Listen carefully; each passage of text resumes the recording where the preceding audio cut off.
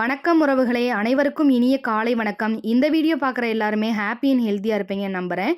இந்த வீடியோ பார்க்குறவங்க எல்லாருக்குமே முருகப்பெருமானோட அருள் முழுமையாக கிடைக்க நான் பிரார்த்தனை செஞ்சுக்கிறேன்.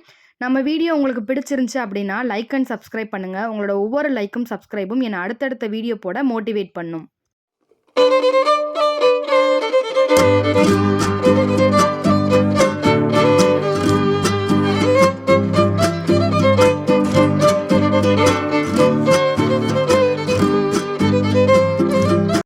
வேலுண்டு வினையில்லை மயிலுண்டு பயமில்லை குகனுண்டு குறைவில்லை கந்தனுண்டு கவலையில்லை வெற்றிவேல் முருகனுக்கு அரோஹரா.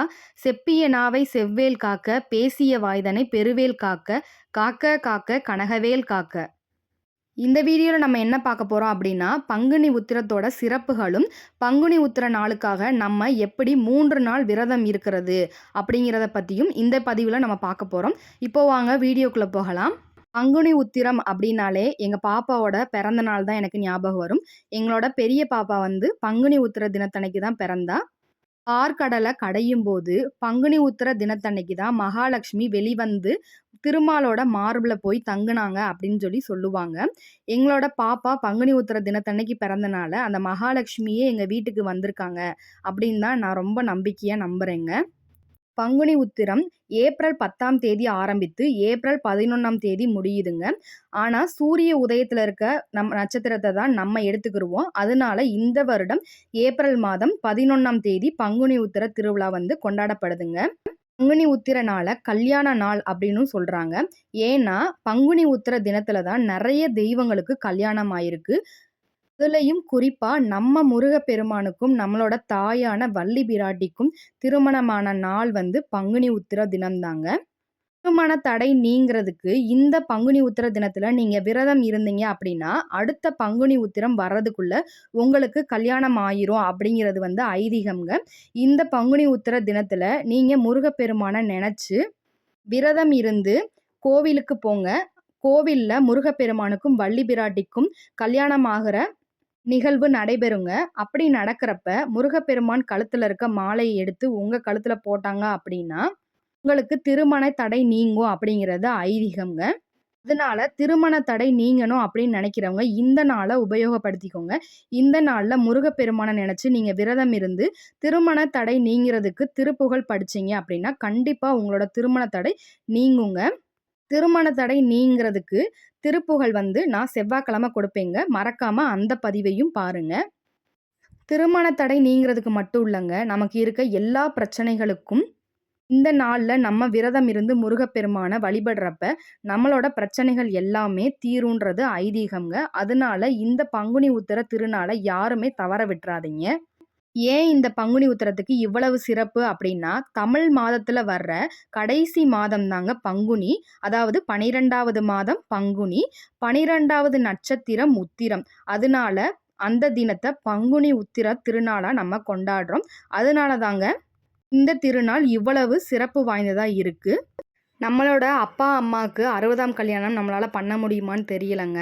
அதனால நம்மளோட அப்பன் முருகப்பெருமானுக்கும் நம்மளோட தாய் வள்ளி தேவிக்கும் நடக்கும் திருமண நிகழ்வு உங்கள் ஏரியாவில் இருக்க கோவிலில் நடந்துச்சு அப்படின்னா கண்டிப்பாக மிஸ் பண்ணாமல் போய் எல்லாருமே அந்த திருமண நிகழ்வில் போய் கலந்துக்கோங்க.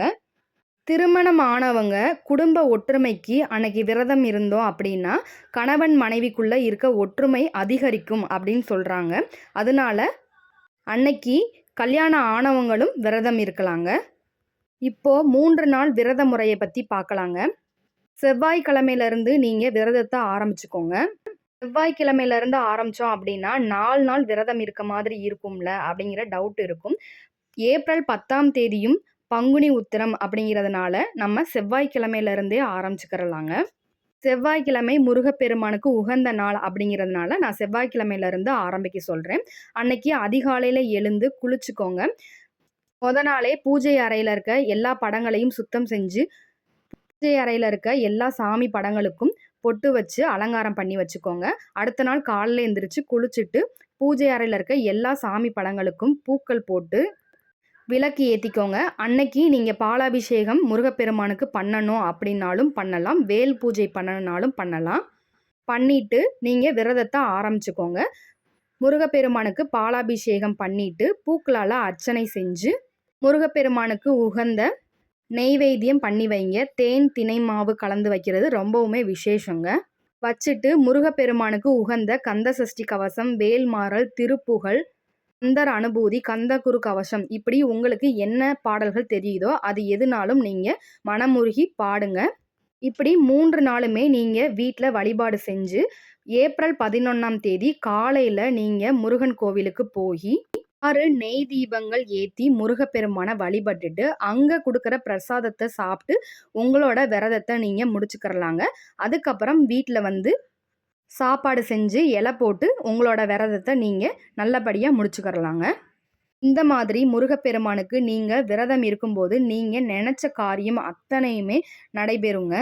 உங்களுக்கு கடன் தொல்லை நீங்கணுமா, சொந்த வீடு வாங்கணுமா, ஆரோக்கியம் மேம்படணுமா, இப்படி என்னென்ன பிரச்சனைகள் இருக்கோ எல்லாமே முருகப்பெருமான் சரி செஞ்சு கொடுப்பாருங்க. முருகப்பெருமானை முழு நம்பிக்கையோட வழிபடுங்க. திரும்ப திரும்ப நான் எல்லா பதிவுலையுமே என்ன சொல்ல வரேன்னா, முருகப்பெருமான் நம்மளை சோதிப்பாரை தவிர்த்து நிச்சயமாக கைவிட மாட்டார். செக்கு என்ன சேல்ஸ் பண்ணிக்கிட்டு இருக்கோங்க. நிறைய பேர் தொடர்ந்து ஆர்டர் கொடுத்துக்கிட்டே வர்றீங்க. நிறைய பேர் எனக்கு ஆயில் வேணும் அப்படின்னு சொல்லி ரிப்ளை பண்ணுறீங்க. நம்ம மரச்செக்கு எண்ணெயில் என்ன ஸ்பெஷாலிட்டி அப்படின்னா, நம்மளோட மரச்செக்கு வந்து வாகை மரத்தால் செஞ்சதுங்க. இரும்பு செக்குக்கும் மரச்செக்குக்கும் என்ன வித்தியாசம் அப்படின்னா, இரும்பு செக்கில் நம்ம கடலையை ஆட்டுறப்பையோ எள்ளை ஆட்டுறப்பையோ அது வந்து பயங்கர ஹீட் ஆயிருங்க. அதனால அதில் இருக்க பிராண சக்திகள் வந்து நல்லாவே குறைஞ்சிருங்க. நம்ம மரச்செக்கில் எண்ணெய் ரெடி பண்ணுறதுனால பிராண சக்தி அப்படிங்கிறது அப்படியே இருக்குங்க. முழு சத்துக்களுமே எல்லா மக்களுக்கும் போய் சேரணும் அப்படிங்கிறக்காகத்தாங்க நாங்கள் மரச்செக்கு யூஸ் பண்ணி எண்ணெய் எல்லாருக்குமே ரெடி பண்ணி கொடுக்குறோங்க. பல்க் ஆர்டராகவும் நம்மக்கிட்ட கொடுக்குறாங்க. 1 லிட்டர் 2 லிட்டரும் நம்மக்கிட்ட கேட்குறாங்க. எல்லாமே நம்மக்கிட்ட அவைலபிளாக இருக்குங்க. 1 லிட்டரில் இருந்து தாங்க அவைலபிள் இருக்குங்க. நம்ம இன்றைக்கி காலையில் ரெடி பண்ணுறோம் அப்படின்னா அன்றைக்கி ஈவினிங்கே நம்மக்கிட்ட ஆயில் தீந்துருங்க. அந்தளவுக்கு நம்மக்கிட்ட ஆர்டர் வருதுங்க. நம்ம ஏரியாலையுமே கொடுக்கறதுனால நாங்கள் ஸ்டாக் பண்ணுறது இல்லைங்க. தினமுமே ஃப்ரெஷ்ஷாக தான் ரெடி பண்ணி உங்களுக்கு கொடுக்குறோங்க.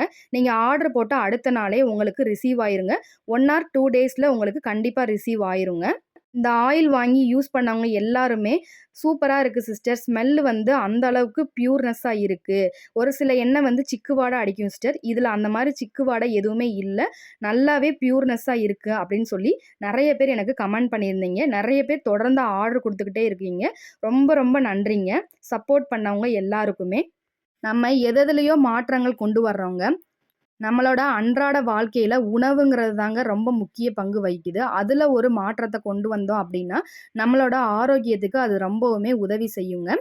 ரொம்ப பியூராகவே நம்ம செஞ்சு கொடுத்துட்ருக்கோங்க. அதனால நம்பிக்கையோட நம்மக்கிட்ட வாங்கி நீங்கள் யூஸ் பண்ணலாங்க. நம்ம ஹேர் ஆயிலும் சேல்ஸ் பண்ணுறோங்க. நம்மளோட சப்ஸ்கிரைபர் எல்லாருக்குமே தெரியும். நிறைய பேர் ஆர்டர் கொடுத்துக்கிட்டே இருக்கீங்க. இந்த ஹேர் ஆயிலில் அப்படி என்ன ஸ்பெஷாலிட்டி இருக்குது அப்படின்னு கேட்டிங்கன்னா, இளநரை பிரச்சனை, வழுக்கை தலை பிரச்சனை, டேண்ட்ரஃப் ப்ராப்ளம், பூச்சி வெட்டு பிரச்சனை, முன்னெற்றி வந்து ஏறிக்கிட்டே போகுது சிஸ்டர் அப்படின்னு நினைக்கிறீங்களா, இந்த ஹேர் ஆயில் வாங்கி யூஸ் பண்ணுங்கள். உங்களுக்கு ஒரே மாதத்தில் குட்டி குட்டி பேபி ஹேர்ஸ் வந்து சூப்பராக வளருங்க. நிறைய பேர் ஹேர் ஆயில் வாங்கி நம்மக்கிட்ட யூஸ் பண்ணுறாங்கங்க. நல்லாவே ஒரு ரிசல்ட் இருக்குங்க.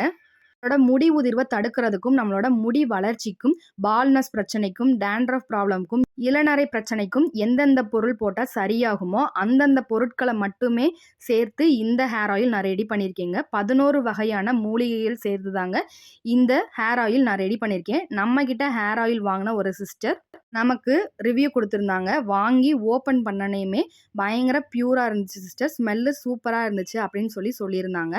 நம்ம தேங்காய் எண்ணெய் வெளியிலேருந்து வாங்காமல் நம்மளோட மரச்செக்கிலேயே நம்ம ஆட்டி எடுக்கிறதுனால ரொம்பவே பியூராக இருக்குங்க. நீங்கள் வாங்கி ஸ்மெல் பண்ணி பார்த்தாலே தெரியும், அவ்வளவு பியூர்னஸ்ஸாக இருக்குங்க. நம்மக்கிட்ட ஹேர் ஆயில் கேட்குறவங்க எல்லாருமே இது சரியாகுமா சிஸ்டர் அப்படின்னு சொல்லி கேட்குறாங்க. எனக்கு ஒரு மாதிரி கஷ்டமாக இருந்துச்சுங்க. கண்டிப்பாக சரியாகுங்க. முடியில் இருக்க பிரச்சனையை சரி பண்ணுறதெல்லாம் அவ்வளோ கஷ்டமான விஷயமே இல்லைங்க. நம்ம ஹேர் ஆயில் யூஸ் பண்ணுங்கள். கண்டிப்பாக உங்கள் முடியில் இருக்க எல்லா பிரச்சனையுமே சரியாகுங்க. உங்களுக்கு வேணும் அப்படின்னா ஸ்க்ரீனில் தெரிகிற இந்த வாட்ஸ்அப் நம்பருக்கு நீங்கள் வாட்ஸ்அப் பண்ணுங்கள். இந்த வீடியோ உங்களுக்கு பயனுள்ளதாக இருந்துச்சு அப்படின்னா உங்களுக்கு தெரிஞ்சவங்க எல்லாருக்குமே ஷேர் பண்ணி விடுங்க.